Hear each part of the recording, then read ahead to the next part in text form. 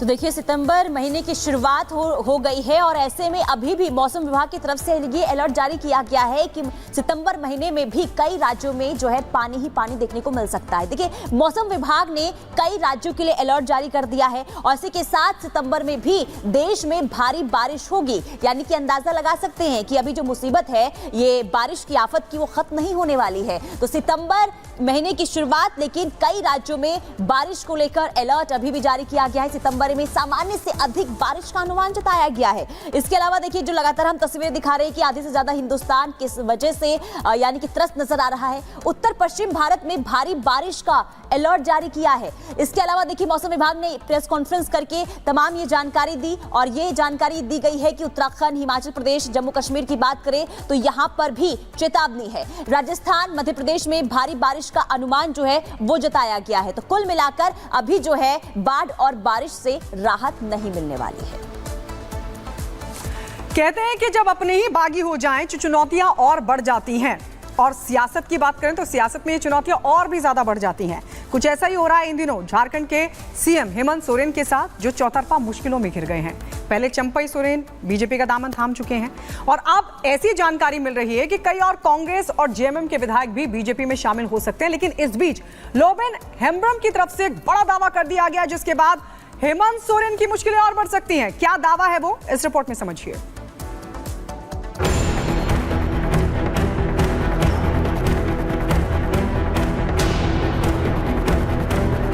जमीन मामले में सलाखों के पीछे से जमानत पर बाहर आए झारखंड मुक्ति मोर्चा के सर्वे सर्वा और झारखंड के मुख्यमंत्री हेमंत सोरेन ने तो सपने में भी ना सोचा होगा कि उनके अपने ही उनकी सियासी जमीन को खिसकाने की पटकथा तैयार कर चुके हैं।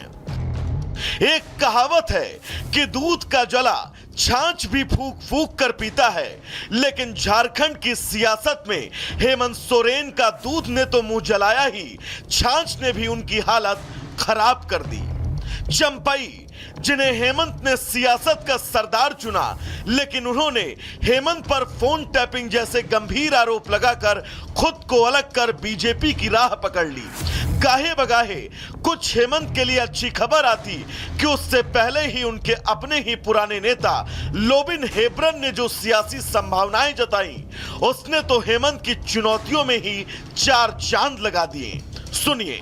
झारखंड में जो आदिवासी लोग हैं इस बात को समझ रहे हैं कि यहाँ पर बांग्लादेशी आकर के यहाँ पर जो लव जिहाद जो जिसको आप लोग बोलते हैं, यहाँ के आदिवासी लड़कियों के साथ में शादी करते हैं और शादी करने के बाद यहाँ उसको मुखिया में खड़ा किया जाता है, प्रमुख भी लोग बनते हैं और जिला परिषद अध्यक्ष भी बनते हैं। तो ये सारा चीज़ अब आदिवासी लोग इस चीज़ को देख रहा है और इसीलिए आदिवासियों को अब हेमंत सरकार से नफरत भी शुरू हो गया है और सरकार को संज्ञान में है, लेकिन बट सरकार इस पर किसी तरह का कोई काम नहीं कर रहे रोकने के लिए।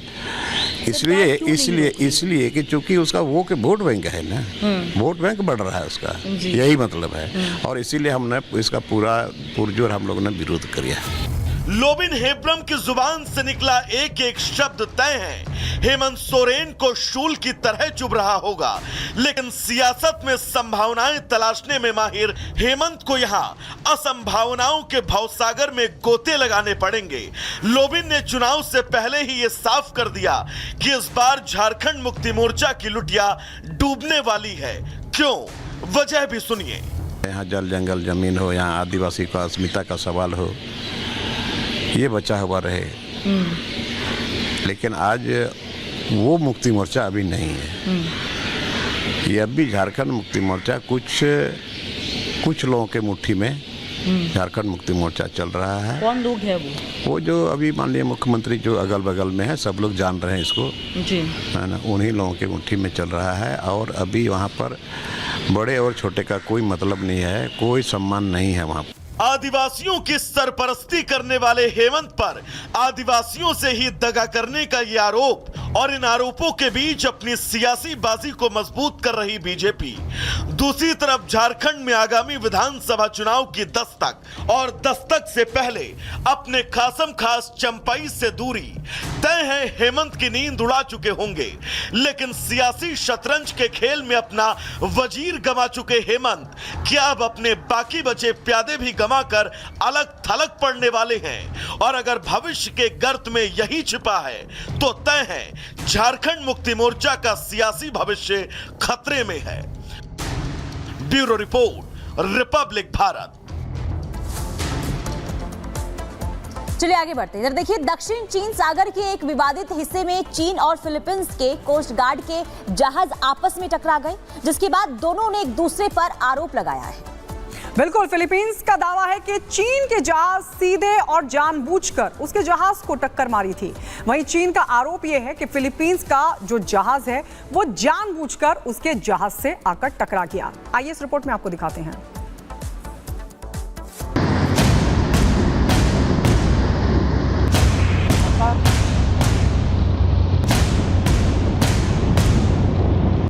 चीन फिलीपींस में तनाव, लाल सागर में टकराव, जहाज को मारी टक्कर, कैमरे में कैद चीन की हरकत, समंदर में चीन की दादागिरी।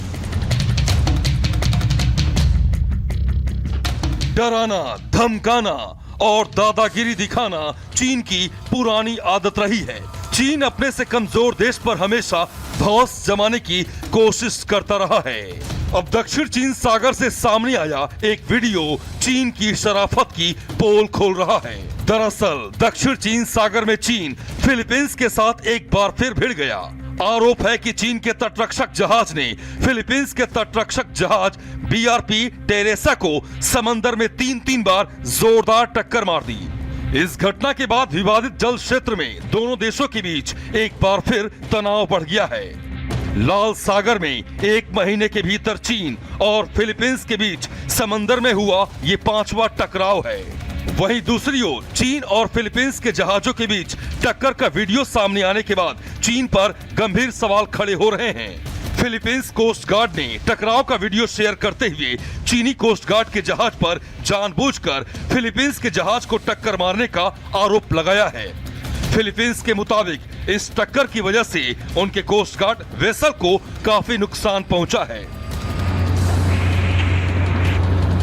आपको बता दें कि चीन लगभग पूरे दक्षिण चीन सागर पर अपना दावा करता है।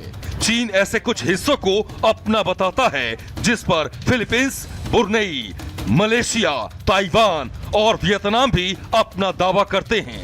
ताजा घटनाक्रम को लेकर भी चीन ने फिलीपींस पर ही आरोप लगाए हैं। वहीं चीन की इस हरकत के बाद अमेरिका ने भी चीन को आड़े हाथों लिया है। अमेरिका ने चीन को चेतावनी दी है कि अगर दक्षिण चीन सागर में फिलीपींस की सेना पर हमले की कोशिश हुई तो अमेरिका फिलीपींस की रक्षा के लिए बाध्य होगा। बहरहाल चीन समंदर में भले ही दादागिरी दिखाने की कोशिश कर रहा हो, लेकिन फिलीपींस भी चीन से डरने वाला नहीं है।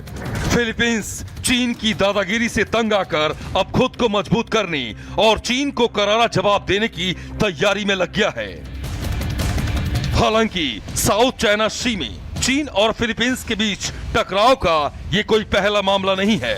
इससे पहले भी कई मौकों पर दोनों देश एक दूसरे से टकराते रहे हैं, लेकिन लाल सागर की इस हालिया घटना ने दुनिया के सामने चीन की पोल खोल दी है। चीन की दादागिरी दुनिया के सामने आ गई है।